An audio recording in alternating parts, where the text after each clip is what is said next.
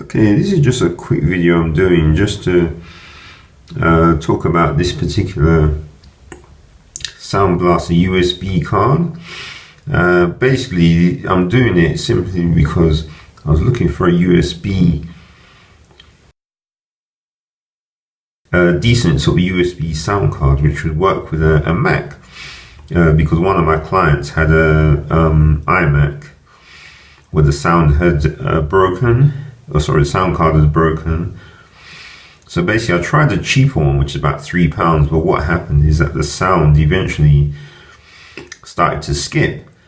So I thought I'd look for something a bit more expensive, and so after searching I found this Soundblaster Go Pro, because I think I saw one person had used it, and basically when the client tried it out, seems he was actually quite impressed with it. So, and it's been doing such a good job since for more than a month now. So I thought I'd just put this out, so in case anyone has a iMac or a Mac with a broken USB sound. Well, basically what happened is the headphone port had broken, so he couldn't plug anything. And so if anyone wants, rather than getting it replaced, because basically if it's a iMac which is 2012, then you have to actually take off the whole motherboard out to replace this little part which is attached to the back of the case, and that obviously is really expensive. And so this Soundblaster works out a lot cheaper.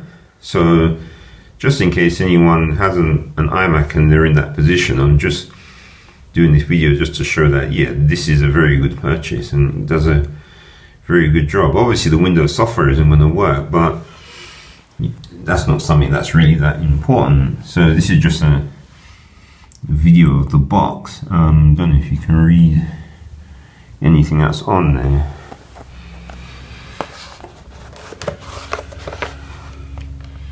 Yeah, see, obviously it's got the Windows stuff on there, but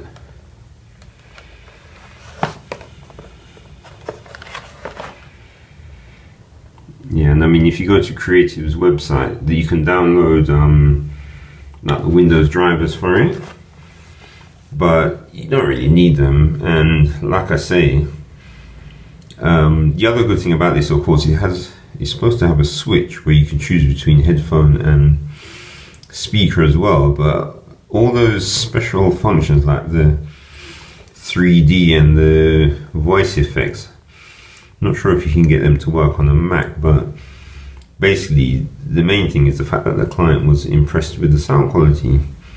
Okay, well, thanks for watching and see you in the next video.